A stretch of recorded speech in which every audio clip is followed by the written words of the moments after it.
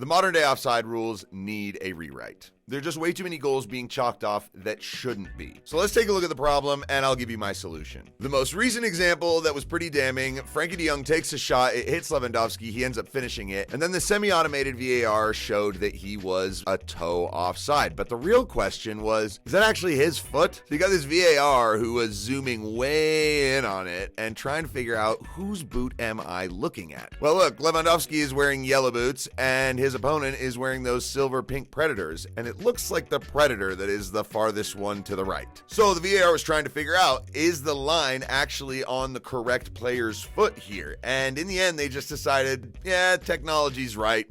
It's offside. Well, congratulations, VAR. You have chalked off yet another goal. You're a joy killer. Over the last decade, there has been an evolution in this technology, and it's been pretty good. I mean, when I think back to the diagrams and lines that they used to have to draw in, they had a bunch of really goofy lines that weren't really straight. Then they moved to the whole lines with the dots to try and figure out which point of a player might be offside. And at this juncture, you were getting so many calls that were just insanely marginal. I mean, Patrick Bamford's goal for Leeds that was disallowed was ridiculous. His entire body was completely behind the defender. It's just that the part of his shoulder that is legal to score with was in an offside position. And this kind of thing just kept happening. You had players offside by a heel, guys who are not even facing the goal, who are not in any kind of advantageous position, ruled offside, and a goal is chalked off. It's just not in the spirit of the game. I mean, offside is meant to stop cherry picking, not this. And so look, it's great. We have this new technology. It is ultra precise. The semi-automated offside is quite incredible with how well it works. But once again, we are seeing decisions that are just so ridiculously marginal, where players are totally in line with their opponent, but because a tiny part of the body that they're allowed to score with is offside, it is called back. And it's especially bad when you have massively consequential goals in huge high-stakes games getting disallowed, and you're just sitting there going like,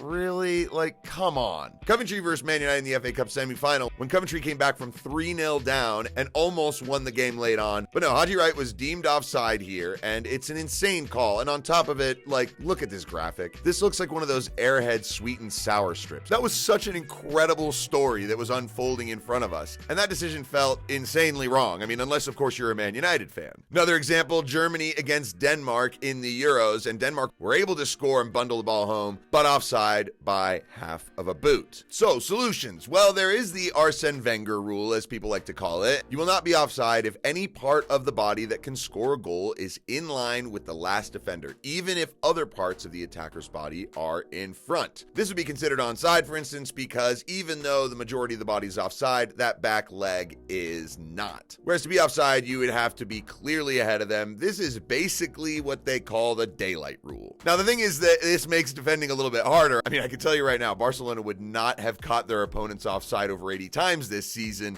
if this Wenger rule was what's being applied. Now look, because the technology is so precise, I don't think we actually need to do the daylight rule. I think we can actually meet somewhere in the middle on this. So my idea is the 3-point offside rule. Basically, where you have points on the body, and if 3 of them are in offside position, then you're offside. So if it's your foot, your knee, and your head, that would suggest that the majority of your body is actually well ahead of the defender. As opposed to someone who's leaning back and just the edge of their toe is offside, here you would actually be ahead of the defender clearly enough that the technology can pick that up and actually see that you're gaining some kind of advantage. Look, I think there's still going to be goals chalked off that don't feel totally right, but at the moment, it is way over the top. It should be changed, and I think this is actually a solution that might work. So let me know what you think. Either way, thanks for stopping by. I'm Sebastian North. This is Campfire Football. Take it easy.